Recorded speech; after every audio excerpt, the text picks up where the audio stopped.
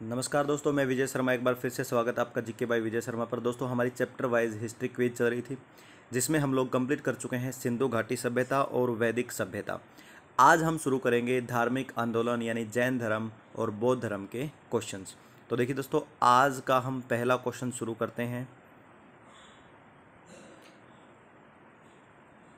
देखिए जी, जैन परंपरा के अनुसार जैन धर्म में कुल कितने तीर्थंकर हुए? मैं आप लोगों को बता दूं, जैन धर्म में जो मुख्य चेहरा होता है ना, मुख्य चेहरा, वो तीर्थंकर कहलाता है। जैन धर्म में टोटल 24 तीर्थंकर हुए हैं जी। ठीक है, तो इसका आंसर क्या आएगा? 24। ठीक है, उसके बाद चलते हैं अगले क्वेश्चन की तरफ। त्रिपिटक धर्म ग्रंथ जो है किससे संबंधित है? त्रिपिटक जो धर्म ग्रंथ है वो बौद्ध धर्म के हैं। बौद्ध धर्म के धर्म ग्रंथों को त्रिपिटक कहा जाता है जी।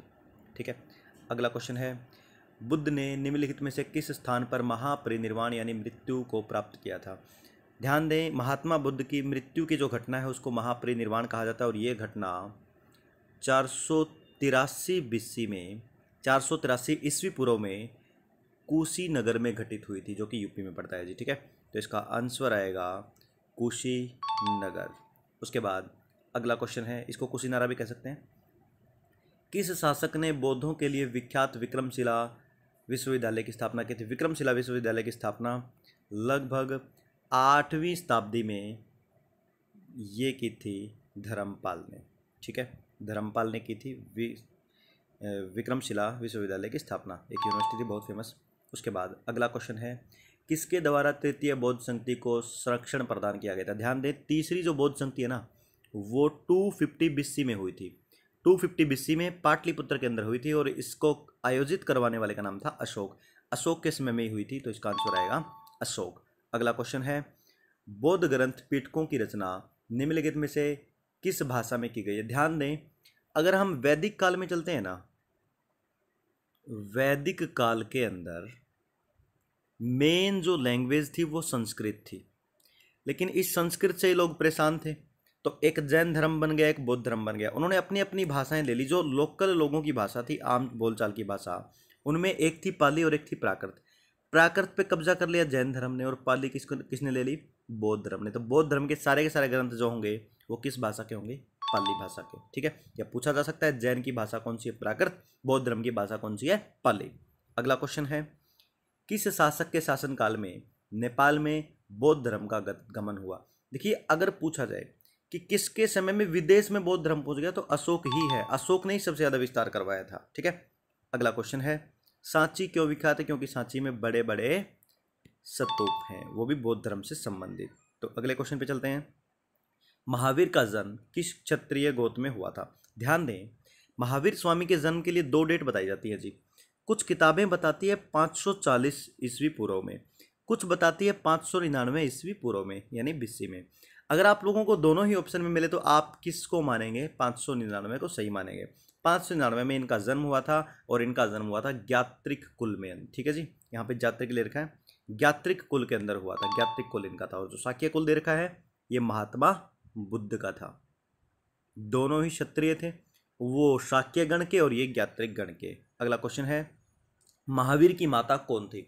महावीर स्वामी की माता का नाम था त्रिशला। ठीक है, ये यशोदा उनकी वाइफ का नाम था। गौतम बुद्ध द्वारा अपने धर्म में दीक्षित किए जाने वाला अंतिम निम्नलिखित में से कौन सा? तो सुबुद्ध जो है अंतिम व्यक्ति था जिसको इन्होंने दीक्षा दी थी। Answer D. उसके बाद प्राचीनतम विश्वविद्यालय कौन था इनमें से? देखो, गांधार तो एरिया का नाम है, वहाँ पे कोई यूनिवर्सिटी नहीं है। हाँ, यूनिवर्सिटी का नाम नहीं है गांधार, सॉरी। तक्षशिला है वहाँ पे, लेकिन तक्षशिला ऑप्शन में नहीं दे रखा, बहुत पुरानी है। कन्नौज भी नहीं है यूनिवर्सिटी का नाम, वैशाली भी नहीं है। नालंदा यूनिवर्सिटी है, और जो कि 411 ईस्वी में बनी थी। ये बहुत पुरानी यूनिवर्सिटी है इनके अकॉर्डिंग, तो इसका आंसर आएगा सी। अगला क्वेश्चन है, किस भाषा का ज़्यादा प्रयोग बौद्धवाद के प्रचार के लिए किया जाता है? तो आपको बताया मैंने, पाली भाषा है बौद्ध धर्म के लिए। तो महावीर की मृत्यु कहाँ हुई थी? ध्यान दें, महावीर स्वामी की मृत्यु 72 वर्ष की ईस्वी में, 72 वर्ष की उम्र में हुई थी। तो यहाँ पे अगर उनका जन्म 599 हुआ तो 72 घटा दो, अगर 540 हुआ है तो भी 72 घटाने आपको। ठीक है, 72 इस साल की उम्र में उनकी डेथ हुई थी, और उनकी डेथ हुई थी पावापुरी के अंदर, पावापुरी आएगा। महात्मा बुद्ध की कुशीनगर में, महावीर स्वामी की पावापुरी में। अगला क्वेश्चन, जैनियों के पहले तीर्थकर कौन थे? जैन धर्म के मैंने आपको बताया 24 तीर्थकर थे टोटल, 24 में थे महावीर स्वामी और पहले थे ऋषभदेव या फिर ऋषभनाथ। आंसर आएगा ये जी, डी। ठीक है, उसके बाद मठ, मंदिर और स्तूप किस धर्म से संबंधित? सारी चीज़ें बौद्ध धर्म के अंदर आती है जी। उसके बाद बौद्ध धर्म एवं जैन धर्म दोनों के उपदेशों में किसके शासनकाल में हुए? स्टार्टिंग इनकी बिंबिसार के शासनकाल में हुई है दोनों की। ठीक है, उसके बाद गौतम बुद्ध ने अपना प्रथम उपदेश कहाँ दिया था? सबसे आसान क्वेश्चन है और ध्यान दें बहुत बार एग्जाम में आया है जी। अगर बौद्ध धर्म का क्वेश्चन आता तो ये क्वेश्चन पक्का पूछा जाता है। ठीक है, तो ये आएगा सारनाथ में। बोध गया में तो ज्ञान की प्राप्ति हुई थी, लुम्बिनी में जन्म हुआ था, कुशीनगर में डेथ हुई थी और सारनाथ में इन्होंने पहला प्रवचन दिया था। अगला क्वेश्चन है, बौद्ध धर्म ग्रहण करने वाली पहली महिला कौन थी? उनकी मौसी प्रजापति गौतमी। उसके बाद बोध गया स्थित है बिहार में। अगला क्वेश्चन है, सिद्धार्थ को ज्ञान की प्राप्ति कहाँ हुई थी? बोध गया के अंदर। ठीक है, अगला क्वेश्चन है, सारनाथ में बुद्ध का प्रथम प्रवचन कहलाया था। ध्यान दें यहाँ पे कुछ नाम दे रखे हैं। महाभिनिष्क्रमण का मतलब क्या होता है? ग्रह त्याग की घटना कहलाई महापरिनिष्क्रमण। महापरिनिर्वाण मृत्यु की घटना कहलाई। महामस्त का भी अभिषेक ये कोई घटना थी नहीं उनके जन्म से संबंधित। ठीक है, धर्म चक्र परिवर्तन ये कहलाया उनका पहला उपदेश। यहाँ पे बची एक घटना ज्ञान प्राप्ति, वो कहलाती थी संबोधि। ठीक है, उसके बाद अगला क्वेश्चन है, बौद्ध धर्म ने समाज के निम्न वर्गों पर महत्वपूर्ण प्रभाव डाला है।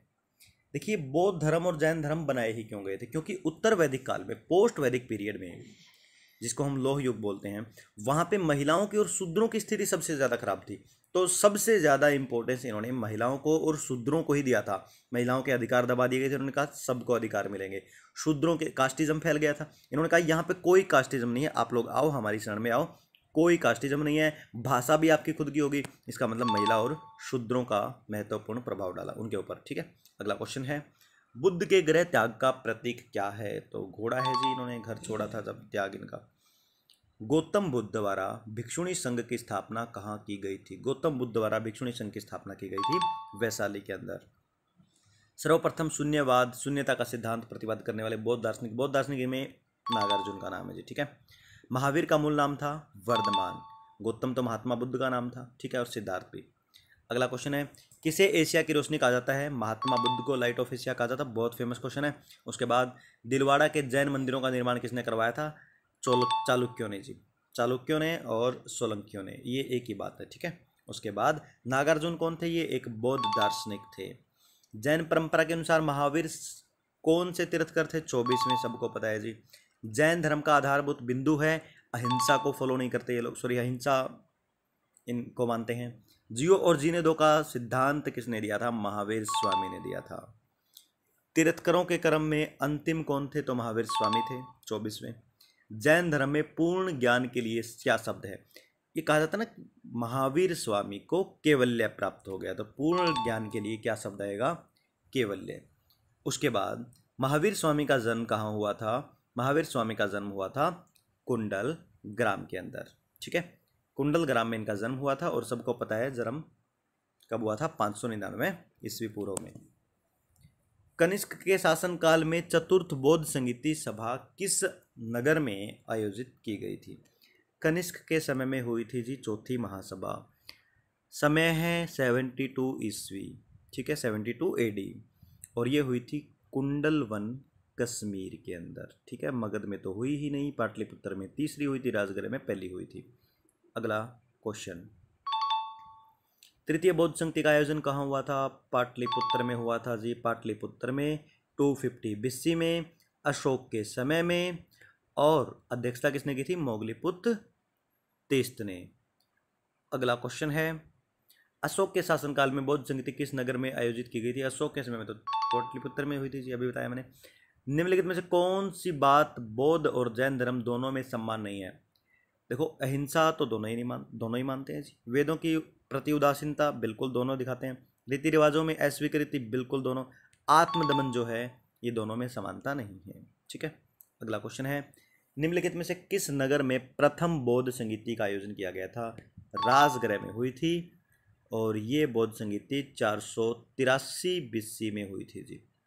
483 BC में राजगृह के अंदर ये हुई थी अजात शत्रु के समय में। वंश था हर्यक वंश और अध्यक्षता की थी महाकश्यप ने। अगला क्वेश्चन है, ये देखिए जी, अगला क्वेश्चन थोड़ा सा इंपॉर्टेंट है। ये नीचे दी गई घटनाओं को मिलान करना है जी आपको, ठीक है। देखिए, अब ए दे रखा है जन्म, ये महात्मा बुद्ध से संबंधित है। अब जन्म हुआ था इनका लुम्बिनी में, यानी ए के साथ 3, तो 3 सबसे पहले यहाँ दे रखा है जी, ठीक है। आगे मिला लेते हैं। ज्ञान प्राप्ति हुई थी जी कहाँ पे, बोध गया में, यानी बी के साथ 2, ये भी सही है। उसके बाद निधन हुआ था, सॉरी प्रथम प्रवचन हुआ था कहाँ पे, सारनाथ में, यानी कि सी के साथ 1, बिल्कुल सही है। और लास्ट में डेथ हुई थी कहाँ पे, कुशीनगर में। तो ये दे रखा है, ये बनता है 3 2 1 4, ठीक है। यानी ए का 3, बी का 2, सी का 1 और डी का 4। तो इसका आंसर बनेगा जी सी, ठीक है। अगले क्वेश्चन की तरफ चलते हैं। निम्नलिखित में से कौन सबसे पूर्वकालिक जैन ग्रंथ कहलाता है? यह है जी 14 पूर्व, ये ग्रंथ है एक, ठीक है। आजीवक संप्रदाय के संस्थापक कौन थे? ये थे जी मक्खली गोसाल, ठीक है, आजीवक संप्रदाय का। उसके बाद भागवत संप्रदाय के विकास में किसका योगदान है जी? हिंदू यूनानियों का, जिनको इंडो ग्रीक बोलते हैं, ठीक है। भगवान महावीर का प्रथम शिष्य कौन था? जमाली, जिसने बाद में उनकी बेटी प्रियदर्शनी से शादी की थी, जो कि इनका दामाद भी बन गया था। उसके बाद त्रिरल सिद्धांत, सम्यक धारणा, सम्यक चरित्र, सम्यक ज्ञान, जिस धर्म की महिमा है वह धर्म है जैन धर्म, ठीक है। उसके बाद कुशीनगर मल्ल गणराज्य की राजधानी थी, बात सही है। महात्मा बुद्ध का महापरिनिर्वाण कुशीनगर में हुआ था। देखिए ऐसे क्वेश्चन रीजनिंग में आते हैं, ठीक है। तो देखते हैं क्या होगा। ए और बी दोनों सही हैं, लेकिन ए और आर दोनों सही है, लेकिन आर ए की सही व्याख्या करता है, आर ए की व्याख्या नहीं करता है जी। ए और आर दोनों ही सही है, लेकिन आर ए की व्याख्या करता है, व्याख्या नहीं करता। तो इसका आंसर आएगा बी, ठीक है। अगला क्वेश्चन, निम्नलिखित कथनों पर विचार कीजिए, चैत्य और विहार में क्या अंतर है? देखिए चैत्य जो होते हैं वो पूजा के स्थल होते हैं, विहार होते हैं रुकने का स्थान होता है, ठीक है। तो ये दे रखा है बी में, चैत्य पूजा का स्थल और जबकि विहार निवास का स्थल। ये दोनों जैन धर्म और बौद्ध धर्म से संबंधित होते हैं, ठीक है। देखिए दोस्तों, आज हमने 50 क्वेश्चन कर लिए हैं इस चैप्टर के, यानी कि धार्मिक आंदोलन के, जैन धर्म और बौद्ध धर्म के, या फिर और भी संप्रदाय थे उनके चैप्टर के एक वीडियो और बाकी है, जिसके अंदर लगभग 50 से 60 क्वेश्चन और होंगे जी, ठीक है। तो यानी कि इसमें भी हम 100 क्वेश्चन कर लेंगे। दोस्तों ये सीरीज़ इतनी इंपॉर्टेंट इसलिए है आप लोगों के लिए, मैं आपको बता चुका हूँ पहले भी, क्योंकि आप लोग जो थ्योरी तो क्लास में कर लेते हो, लेकिन प्रैक्टिस आप किसी बुक में नहीं कर पाते, पर्टिकुलर कोई बुक मिलती भी नहीं है। तो ये जिम्मेदारी भी मैं ले रहा हूँ, सारे के सारे हिस्ट्री के चाहे कितने ही क्वेश्चन बने, सारे के सारे मैं सोल्व करवाऊंगा, ठीक है। तो देखते रहिए, तब तक bye bye, thank you very much.